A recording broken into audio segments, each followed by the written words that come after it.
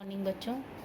अभी हम लोग यूनिट 2 का चैप्टर 2 पढ़ रहे हैं, जिसका शीर्षक है परिवार के लिए आहार आयोजन, meal planning for the family. इसके अंतर्गत हमने सबसे पहले शिशु के लिए आहार आयोजन के बारे में पढ़ा कि एक शिशु को किस प्रकार का आहार मिलना चाहिए, माता का दूध एक शिशु के लिए किस प्रकार से सर्वोत्तम होता है, माता के दूध के अतिरिक्त और कौन कौन से दूध एक शिशु को दिए जा सकते हैं, शिशु का संपूरक आहार क्या होना चाहिए, उसकी प्रकृति कैसी होनी चाहिए, संपूरक आहार कब देना चाहिए, इन सब बातों के बारे में विस्तार से पढ़ा।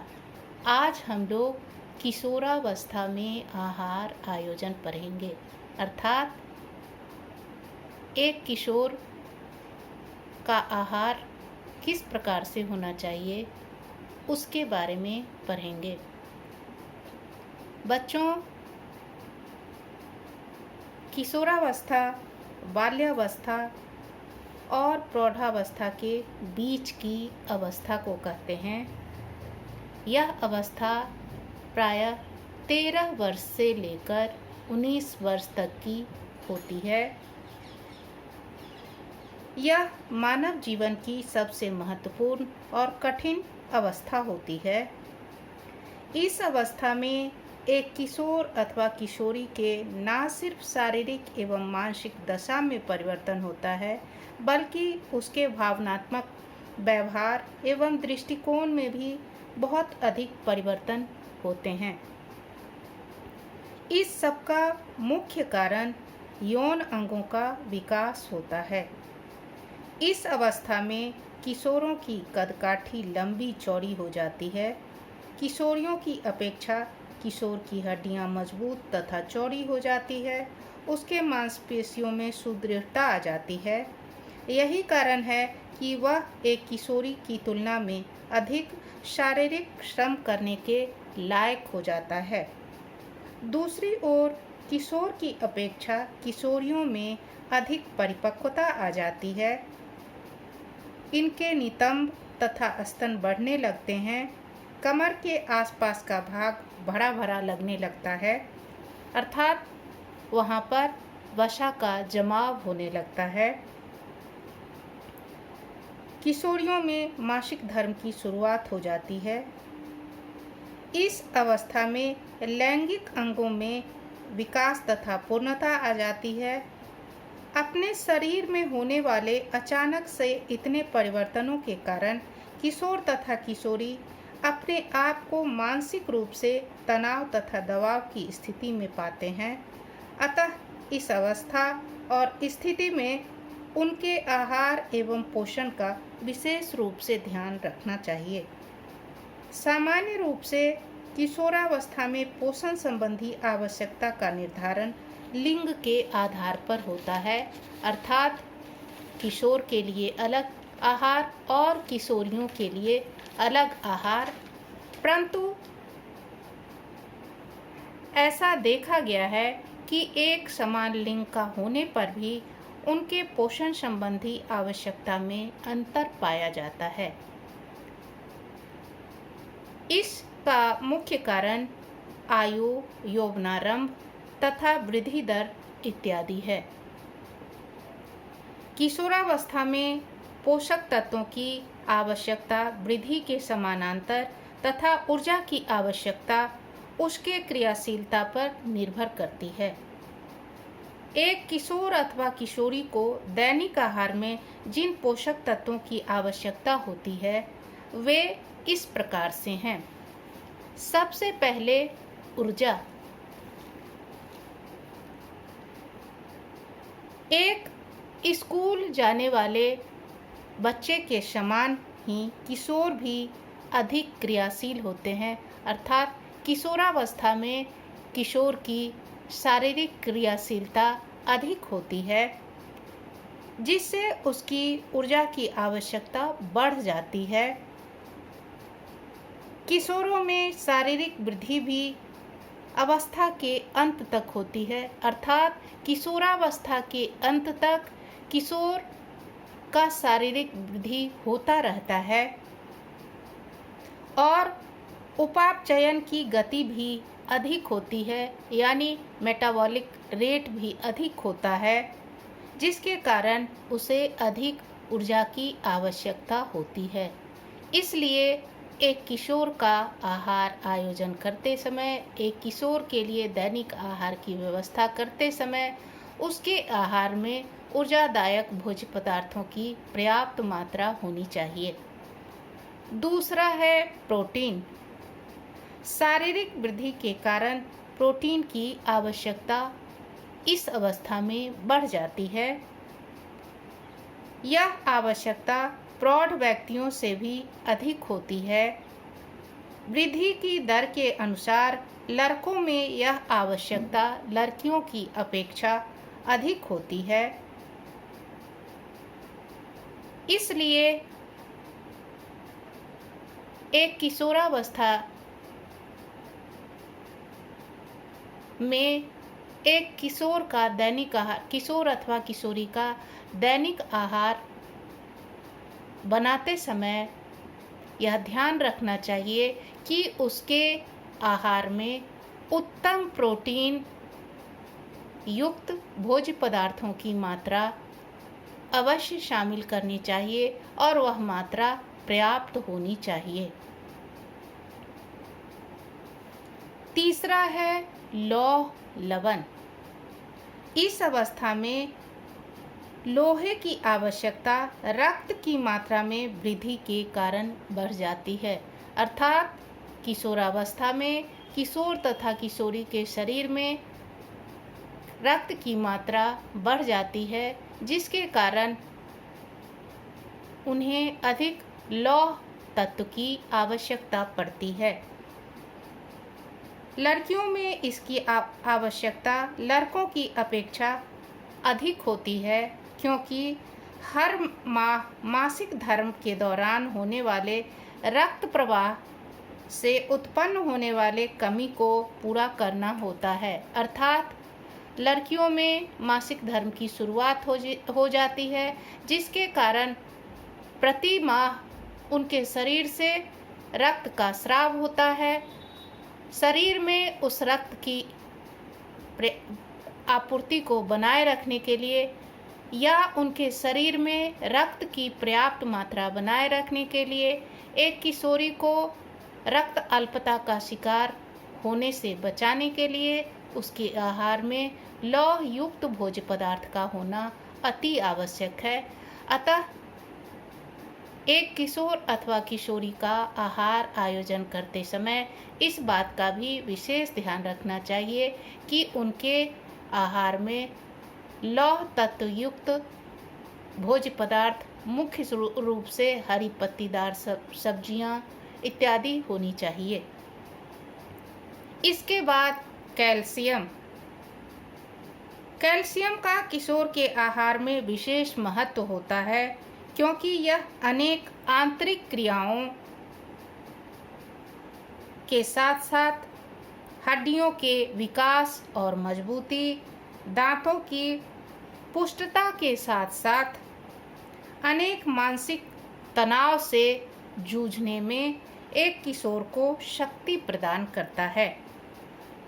इसलिए किशोर अथवा किशोरी के आहार में कैल्शियम की उचित मात्रा होनी चाहिए। इसके बाद विटामिन। बच्चों, हम सभी जानते हैं कि विटामिन हमें रोगों से लड़ने की ताकत देता है, हमारे शरीर को रोगों से बचाता है। इसलिए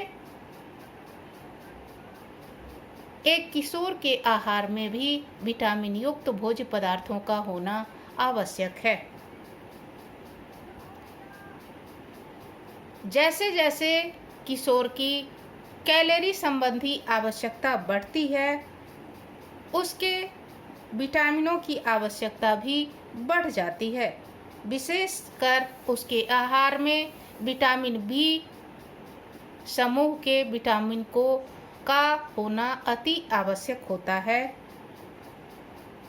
विटामिन बी समूह के अतिरिक्त अन्य विटामिन जैसे vitamin A, vitamin C, vitamin D इत्यादि युक्त भोज्य पदार्थ भी उसके आहार में पर्याप्त मात्रा में होने चाहिए। इसके बाद आयोडीन। आयोडीन का किशोर के आहार में पर्याप्त मात्रा होना अति आवश्यक है, क्योंकि यह शारीरिक और मानसिक विकास के लिए अति आवश्यक है। इसकी कमी से किशोर अथवा किशोरी गलगंड, जिसे इंग्लिश में गॉइटर कहते हैं, नामक रोग से पीड़ित हो जाते हैं। इस प्रकार हम देखते हैं कि एक किशोर के दैनिक आहार में सभी पोषक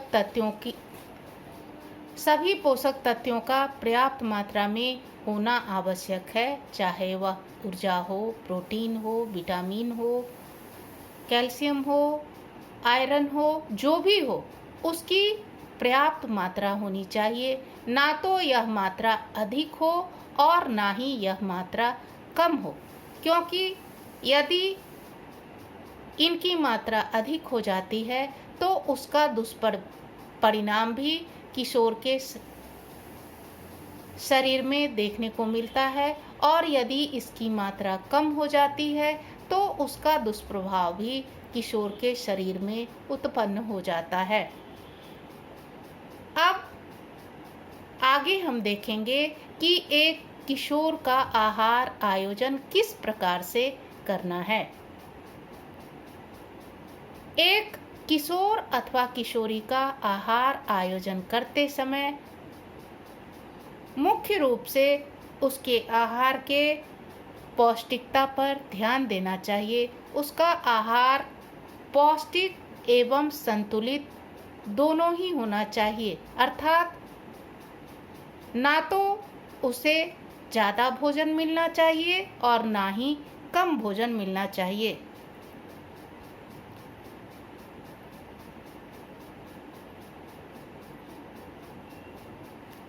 इसके अतिरिक्त इस बात का भी ध्यान रखना चाहिए कि वह 13 से 15 वर्ष या 16 से 18 वर्ष किस आयु वर्ग में आता है, अर्थात किशोरावस्था को 2 आयु वर्ग समूह में बांटा गया है। पहला है 13 से 15 वर्ष और दूसरा है 16 से 18 वर्ष। एक किशोर अथवा किशोरी किस आयु वर्ग समूह से आता है, इसके आधार पर भी उसका आहार आयोजन करना चाहिए और उसके आधार पर उसके आहार में पौष्टिक तत्वों की मात्रा होनी चाहिए। एक किशोर का आहार आयोजन करते समय निम्नलिखित बातों का ध्यान अवश्य रखना चाहिए। उसके आहार में सभी खाद्य वर्ग का भोज्य पदार्थ अवश्य सम्मिलित हो, अर्थात मुख्य रूप से 5 खाद्य वर्ग हैं। इन 5 खाद्य वर्ग से कुछ न कुछ भोज्य पदार्थ उसके आहार में अवश्य शामिल होना चाहिए, तभी उसका आहार पौष्टिक और संतुलित होगा। दूसरी बात, एक किशोर के आहार में दिया जाने वाला प्रोटीन उत्तम कोटि का प्रोटीन होना चाहिए। इसके लिए अनाज और दाल दोनों को मिलाकर प्रयोग में लाना चाहिए, अथवा यदि मांसाहारी भोजन तैयार किया जा रहा है तो उसके आहार में मांस, मछली, अंडा, दूध से बने भोज्य पदार्थ को अवश्य आहार में शामिल करना चाहिए। एक किशोर अथवा किशोरी के आहार में तरल भोज्य पदार्थों की पर्याप्त मात्रा होनी चाहिए, क्योंकि इसकी कमी का उनके शरीर पर बहुत ही बुरा प्रभाव पड़ता है।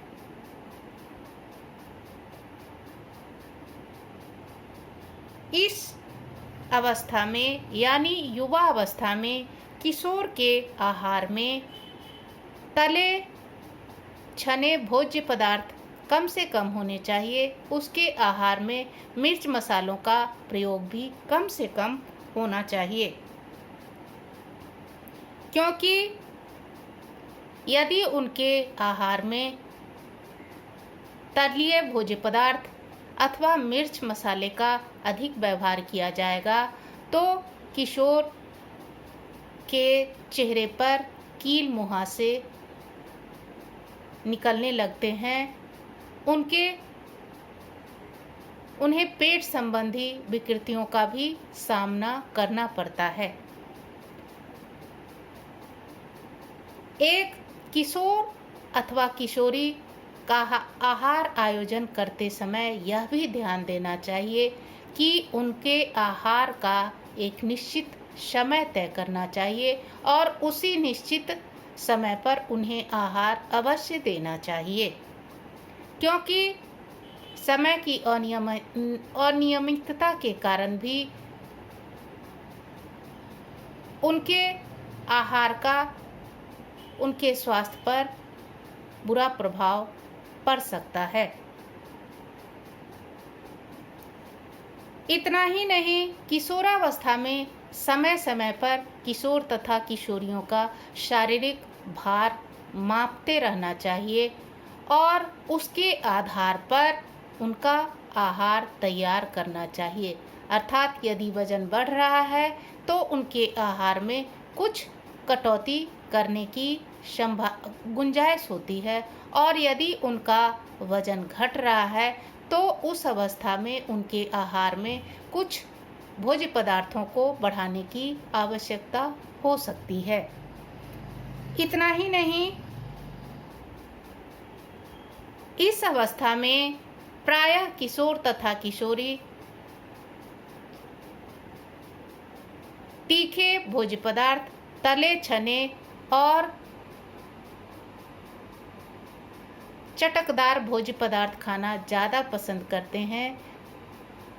इतना ही नहीं, वे भरपूर मात्रा में तरल भोज्य पदार्थों का भी व्यवहार नहीं करते हैं, जिसके कारण उन्हें कब्ज की शिकायत हो जाती है। ऐसी अवस्था में उनके आहार में रेशेदार भोज्य पदार्थ जैसे कच्ची सब्जियां, मौसमी फल, सलाद भरपूर मात्रा में होनी चाहिए, ताकि यह उन्हें कब्ज का शिकायत होने से बचाए। इसके बाद बारी आती है कि एक किशोर के आहार को ऐसे कौन कौन से कारण हैं जो प्रभावित करते हैं। बच्चों, इसमें सबसे पहला कारण है कि शरीर के प्रति अधिक सचेत होना। बच्चों, हम सब यह जानते हैं कि किशोरावस्था तीव्र वृद्धि और विकास की अवस्था होती है। इस अवस्था में उसके अंतःस्रावी ग्रंथियों की सक्रियता बढ़ जाती है, जिसके कारण उनके शरीर में बहुत सारे परिवर्तन होने लगते हैं, जैसे चेहरे पर कील मुहासे का आना, मोटापा बढ़ना इत्यादि। ऐसे में एक किशोर अपने आप को दूसरे से सुंदर और आकर्षक दिखने की कोशिश करता है। एक किशोर या किशोरी अपने रूप, रंग और शारीरिक आकार प्रकार को लेकर काफ़ी सचेत हो जाता है। जिसका सीधा प्रभाव उसके आहार पर पड़ता है। वह ऐसा कुछ भी खाना या पीना नहीं चाहता है या जानबूझकर भी अपने आहार को अनदेखा या इग्नोर करता है ताकि वह सुंदर और स्मार्ट दिखे। इसका प्रभाव भी उसके आहार आयोजन पर पड़ता है। यद्यपि एक किशोर अथवा किशोरी यह नहीं जानता है कि वह अपने आहार में जिन पौष्टिक तत्वों की अनदेखी कर रहा है या जिन पौष्टिक तत्वों को खाना नहीं चाह रहा है, उसका दूरगामी परिणाम उसके स्वास्थ्य के लिए अच्छा नहीं होगा। जैसे प्रायः किशोरावस्था में किशोर अथवा किशोरी दूध पीना नहीं चाहते हैं, घर के बने भोज्य पदार्थों की अपेक्षा बाहर का चटपटा खाना, फास्ट फूड खाना ज़्यादा पसंद करते हैं। इसका बुरा प्रभाव उनके स्वास्थ्य पर पड़ता है, उनके शारीरिक विकास पर पड़ता है। इसके बाद आता है स्वतंत्रता की भावना। बच्चों युवा अवस्था आते ही किशोर अथवा किशोरी अपने आप को स्वतंत्र समझने लगते हैं। यह स्वतंत्रता वह अपने पहनावे ओढ़ावे के अतिरिक्त खान पान में भी चाहते हैं।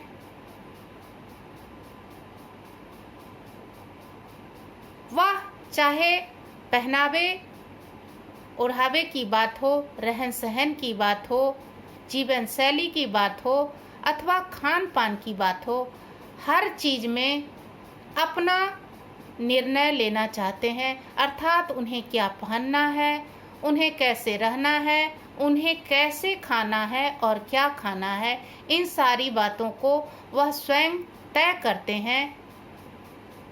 माता पिता द्वारा तैयार किए गए भोजन को वे अनदेखी करते हैं। वह अपने मन का आहार चुनते हैं, जिसके कारण कई बार ऐसा होता है कि उनका आहार असंतुलित हो जाता है अथवा अपर्याप्त होता है। उन्हें आहार से जो पोषण मिलना चाहिए वह नहीं मिलता है और इसका दूरगामी परिणाम उनके शारीरिक विकास और स्वास्थ्य पर पड़ता है।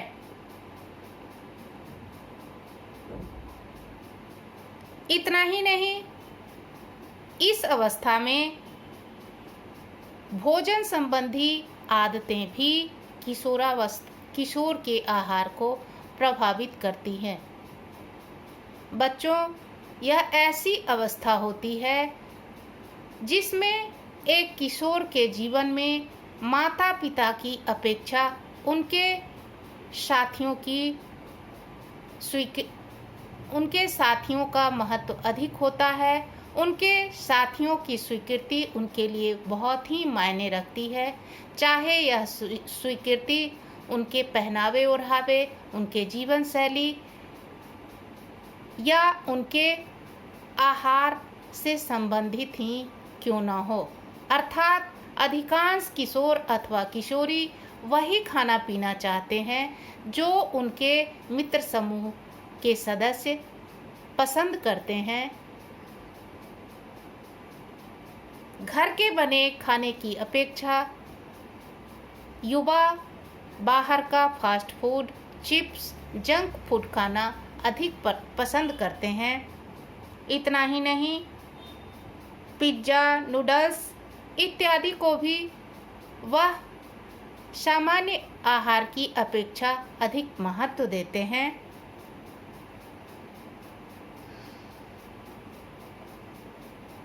परंतु भोजन संबंधी ये आदतें उनके लिए फायदेमंद होने की अपेक्षा नुकसानदायक होता है।